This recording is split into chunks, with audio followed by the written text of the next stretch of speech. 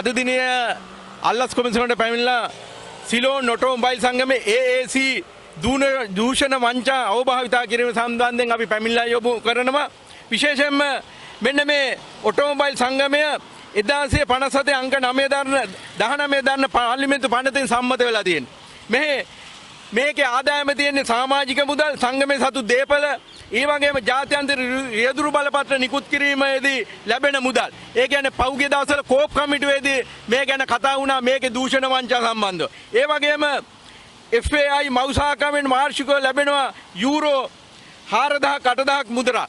අපි මෙහෙම ගත්තොත් 2003 වර්ෂයේ ඔටෝමොබයිල් සංගමේ ආදායම මිලියන 329.75ක්, 2023 වර්ෂයේ ආදායම මිලියන 424.02ක්, 2024 වර්ෂයේ රුපියල් මිලියන 620ක ආදායමක් තියෙනවා. මෙන්න මේ ඔටෝමොබයිල් සංගමේ වත්මන් සභාපති ධම්මික ආටිගල සහ අධ්‍යක්ෂක මණ්ඩලය මෙන්න මේ ආදායමට හරිලන දේශීය ආදායම් දෙපාර්තමේන්තුවට අවශ්‍ය ආදායම් බදු ගෙවන්නේ මෙන්න මොවුන්ට ඕන විදියට කිසිම විගණනයක් නොකර තමන්ට හිතවත් තමන්ට අවශ්‍ය විදියට මෙන්න මේ ප්‍රතිපාදන මුදල් වියදම් කළා තමන් සුරසැප ගන්නව මහජන මුදල්.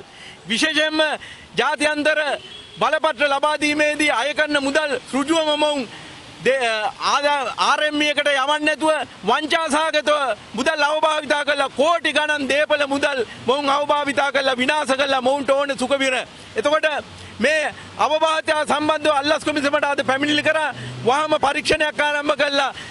අලුත් දූෂණ විරෝධී පනතට අනුව මේ සභාපතිවරයාට සහ අධ්‍යක්ෂක මණ්ඩලයට එරෙහිව නීතිය ක්‍රියාත්මක කළා දඬුවම් ලබා දෙන එම මුදල් රජයට අය කරගන්න කියලා අපි මේ පනතෙන් බලාපොරොත්තු වෙන අල්ලස් කොමිසම පරීක්ෂණ ආරම්භ කරලා මේ රටේ අලුත් දූෂණ විරෝධී පනතට අනුව මෙන්න මේ ආයතනය විගණනය කළා මොහුගේ දූෂණ වංචා එලි කළා. මේ මුදල් නැවත රජයට අත්පත් කරගනී කියලා අපි ඉල්ලා සිටිනවා. ස්තුතියි.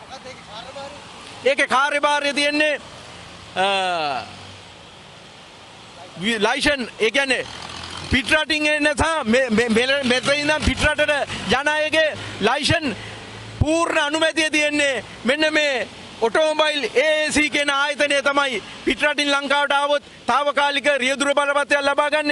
ඊළඟට විදේශගත වෙන ශ්‍රී ලාංකිකයෙක්ගේ රියදුරු බලපත්‍රයක් ඒ රටේ පාවිච්චි කරන්න ගන්න. මේකෙන් ඒකට බලය දීලා තියෙන්නේ මේ ඔටෝමොබයිල් සංගමයට. එතකොට RME සංගමය RME එකට තියෙන බලය මොවුන්ට ලබා දීලා තියෙනවා. ඒකේ දූෂණ වංචා වෙනවා. එකෙනෙකුගෙන් රුපියල් 13000 ගාණක් අය කරනවා.